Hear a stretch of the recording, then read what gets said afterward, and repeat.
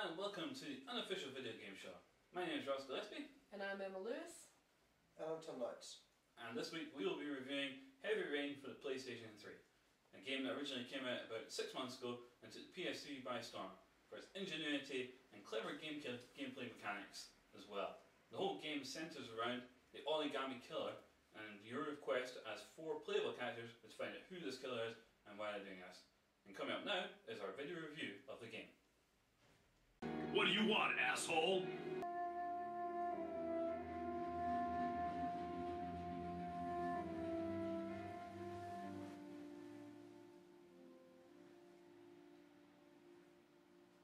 So, the review of Heavy Rain. Yeah, it's a much anticipated game. It's a sort of semi-sequel to a game called Fahrenheit that came out in 2006. So it's not a... Was it 2006? It was around that time, wasn't it, Fahrenheit? Do you know what? I cannot remember exactly, Tom, but... Back in the dim and distant past. And yeah, although not a sequel as such, it's very much the same style. And that style is making a game more focused on story, isn't it? Yeah, I mean, this is very drama based, you know, in depth.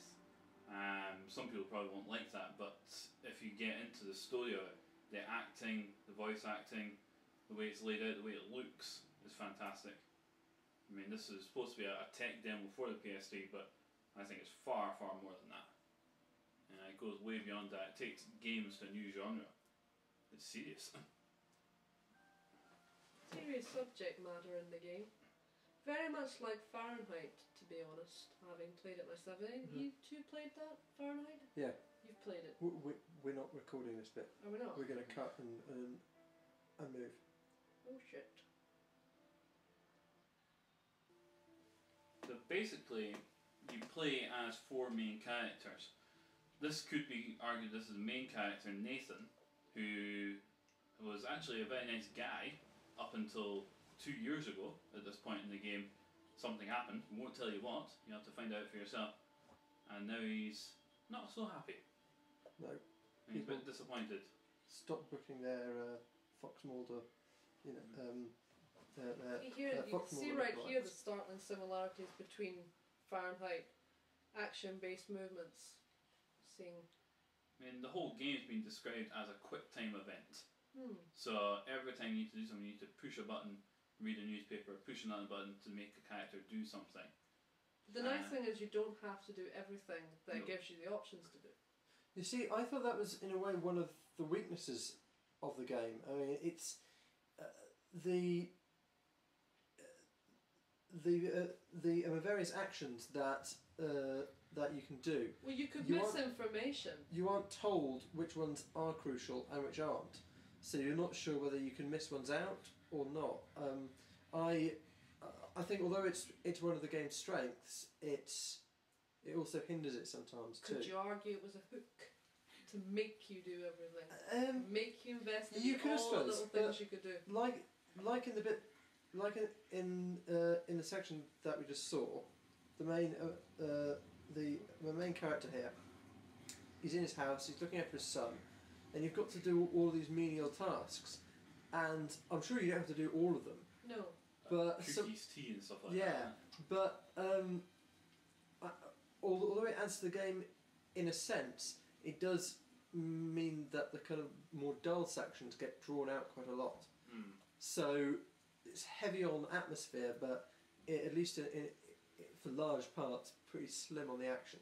But the atmosphere does add. The atmosphere does build in this game. Oh, definitely. This is definitely a game that I feel is so... You don't want to have your friends sitting around because the scenes are so long. I mean, somebody will be sitting twiddling their thumbs. Now, it's very interesting to watch, but you really want to be the person holding the controller and doing the actions.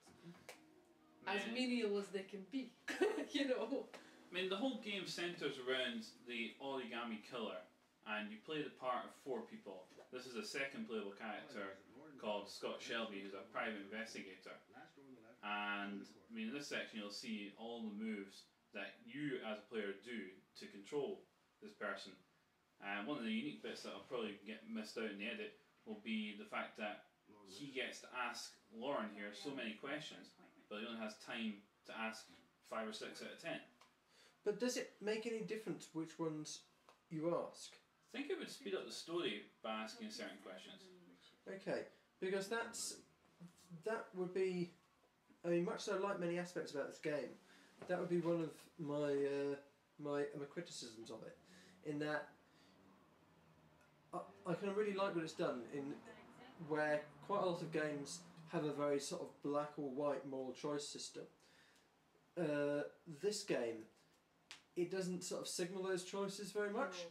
So, although and it's more played out in sort of in kind of in shades of grey, which I really like the idea of, but the reality means it's quite hard to see the effects of your actions before carrying them out.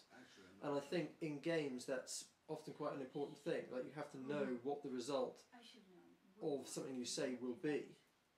I must be honest and say, something I really like about this game though is the attention to detail. The amount of minute little objects that you see lying around in the sets that the characters are within. It's amazing. Well, this is the third playable character, FBI agent Norman Hayden, who has access to modern technology. I mean, this game is set in 2013, so it's near future. And this is called ARI mode, where he can access scents, smells, sights of files, that sort of thing, to get into more detail to help his job. The whole game is basically a seek and find treasure. His counterpart in this part of the game is this gentleman, police officer, Scott Blake, I think it is, I'm not sure. He's very sarcastic and he goes up against Norman throughout the game. Do you think that, in a way, this is the successor to the the point and click kind of genre? Oh, The definitely. old LucasArts games. Man, point and click. Because those have really been faded in the last 10 years completely. But do you think that games like this will It's kind of take their place? It's sort of a blend in between point and click and the interactive movie, Uh-huh. where you had to answer a question and a movie could be played. Later on in the game, you can actually do choices while Blake's doing things. There's a point where Blake has to talk to a therapist and he puts his hands on him, but you have to choose to stop him or not. And there's another point where there's a Catholic religious person with a gun and you have to make a decision there as well. So there's lots of choices being made. The whole game is based on choices. And unlike most games, it's not game over if you make the bad choice. You continue on and you have to accept your faults. That's what I like about it, and it's why I liked Fahrenheit so much, because it was the first game I played where everything doesn't go perfectly, but it doesn't mean It's the end of the the game. screen comes up and that's it all over. There is no such thing as game over in this game. But I also think it leaves you room to come back and play the game differently, Oh yeah. which everything. means you can get more out of your game overall. Well, I mean, in the first time I played this game, I killed someone. I won't tell you who I killed or who killed. And the second time I haven't. So I don't know how that's going to play out. But there's definitely lots of things that can be done differently. This is a quick time event. It's a quick time fight. And that you have to win a battle by pushing certain buttons at the right times in the right directions. Now, Tom, you handled this. well, for most right-thinking gamers, quick-time events are really what bad game design is all about. I mean, they've been a hated part of many games by many gamers, but they're actually handled okay in this. I mean, it's difficult to think of a way to do the action that would work as well, really. I mean, principally, sorry, go on. That's okay, Tom. This is the quick time event in this, I have to be honest, was much better than what I've experienced previously, where they're asking you to do a combination of different buttons for one move, which can feel overwhelming at the time you're playing it. But also, and you kind of miss what's going on. You can miss some of them and still pass the event. Yeah. Which I think is kind of crucial. I mean, you don't want to miss loads, but like that one there. So I think generally the action is actually handled pretty well. But however, it's not an action game. It's not a right trigger to shoot kind of thing.